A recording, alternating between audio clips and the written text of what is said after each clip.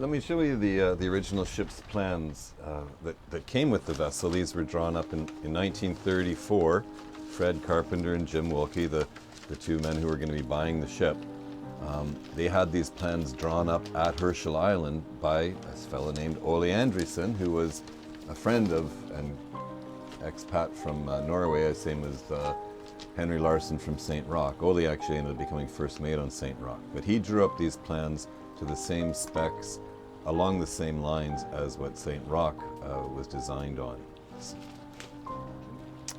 you can see here the side view of North Star, and we've got the water tank and crash locker up here, and up in the forecastle there's many bunks, and in fact 17 Inuit on one of the voyages were living in this small area here, and this is where the stove was, and they had their own galley stove there.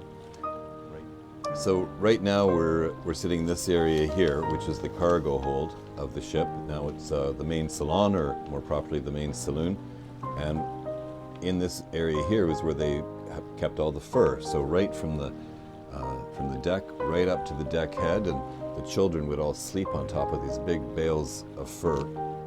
And then after the fur was traded away for their winter supplies, they'd come back north, sleeping on top of gunny sacks of coffee or tea or flour.